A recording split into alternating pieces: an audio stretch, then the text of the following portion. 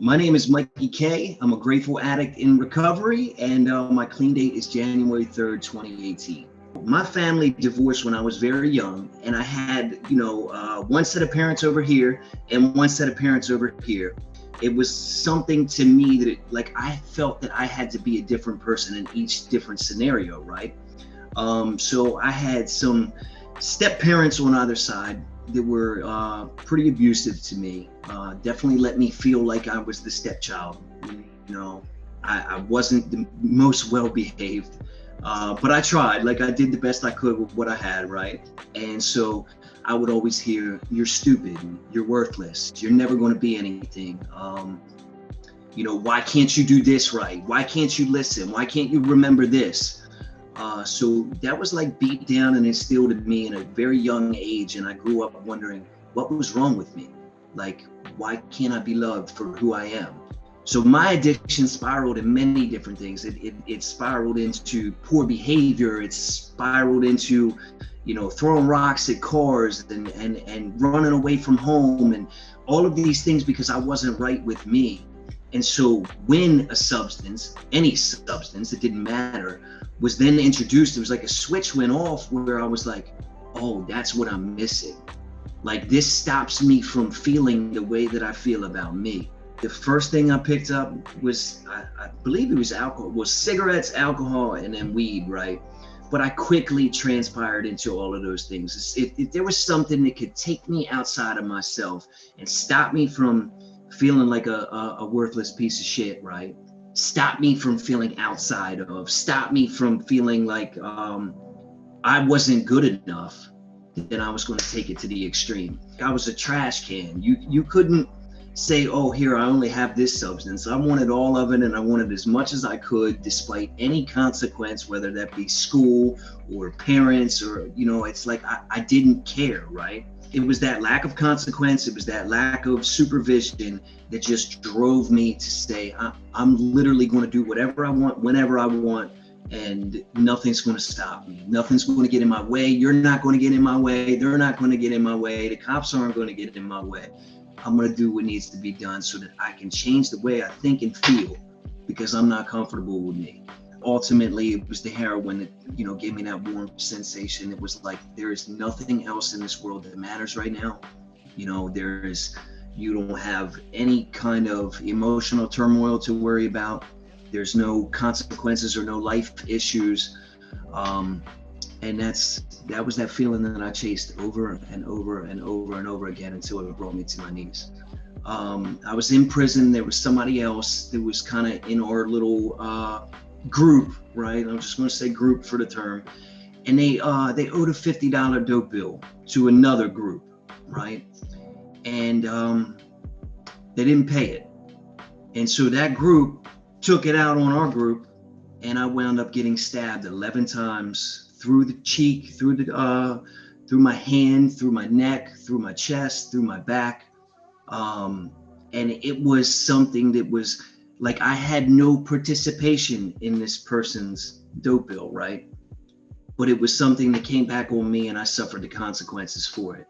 And that was probably the craziest situation that I have ever been in because I legitimately feared for my life. I thought that I was going to die. I was laying in a puddle of blood in the prison yard, and the police came up and maced me while I was on the ground with all these open wounds, right? And then they picked me up and they threw me in lockup. They took 2 years worth of my good time, sent me out to a maximum security prison for almost 18 months in the same cell by myself and not have anybody else to talk to, not have anybody else to write to, couldn't make any phone calls. And that was the craziest thing that I've ever been through, man. I had a good, long, hard look at myself, but I wasn't done. So as soon as I hit the streets, it was right back to addiction.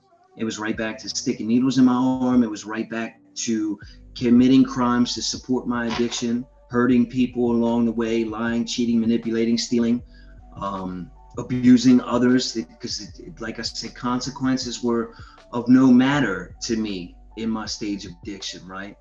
Until ultimately, I couldn't look myself in the mirror anymore, man.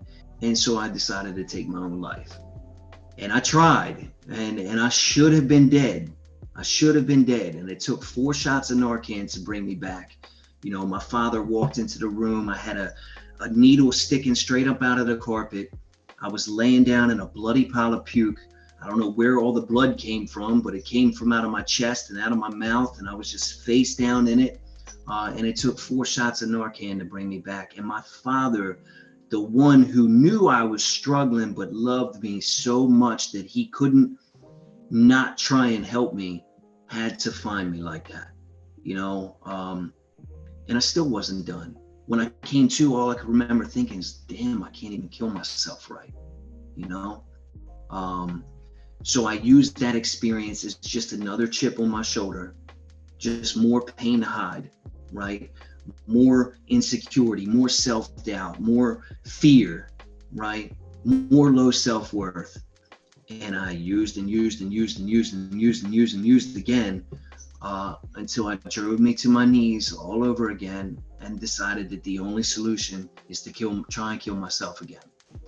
And so I had gotten about 10 pills of heroin. That's what we call it out in Baltimore City. They come in little pills, little capsules, right? And here I am, I do it, and I go out, and, you know, with every intention that I'm not going to wake up, but just in case I did, I had enough, you know, to get me well in the morning, right? And I woke up, man. I woke up literally sitting in the same position 4 hours later. And immediately, like, all this fear and anxiety just built up already. Like, damn, here we go again. I still couldn't do this. And I can remember just like looking over to my right and going to grab the rest so that I could do more. And I'm like touching around, and there's nothing there, right? And I'm like, where the hell did this? I can't find it anywhere. I get like super upset, right? And I'm like flipping up the mattress. I'm moving everything out, but I'm trying to do it careful. So 1, I don't make enough noise to wake up my father. And then 2, I don't disturb all this stuff. And then if it was laying somewhere, I'm not going to find it under all this shit that's disturbed, right? So I'm going crazy, man. And I'm like, where is it? Where is it? Where is it? And it disappeared into thin air, man. Nobody walked into that. My father would have never walked into that room and seen me sitting like that, and not called an ambulance in the way that he did just 2 months prior, right? It felt to me in that moment, really, and then especially now being clean, it felt to me like a divine intervention, man. To me, it was like a calling that, hey, man, you got to do something different. So I woke up, man, and I called my sponsor. And at the time, I hadn't used them in 4 or 5 different years, and I had never really worked the program anyway to actually have a sponsor. It was just somebody I called when I needed a ride or needed $5, right? And this time, it was so much different, because when I finally walked in the door, and amidst all the pain and all the withdrawal and all the shit that I was going through, it was like this huge weight had been lifted off of my shoulders, right? I accepted. I sat in acceptance, and I was like, y'all obviously know better than me. And everything that I'm doing is not working, right? So whatever you tell me to do, I'm willing to do. And I'm so grateful that I did, because when it came towards the end of that 28 days, and they were like, all right, Mr. Ash, you're like ready to go. And I'm like, no, because I'm scared, right? I was like, give me another week. And they gave me another week. And then, you know, they were like, well, maybe you should look at a long-term treatment as well. And I finally started to get a grasp of what it was like to be clean. You know, there is a way out, and there are tens of thousands of people that work in treatment all over the world that would love to help somebody that is broken and on their knees and you know, wondering if they should give up. And the most influential thing that I did to help kickstart my recovery was to surrender, you know. And I'm a guy that wanted to fight everything, you know, any form of authority, anything that anybody ever told me, I always wanted to fight. And I always thought that my way was best. And I thought that the word surrender meant that I had to, you know, become less than somebody else. And surrender is what saved my life.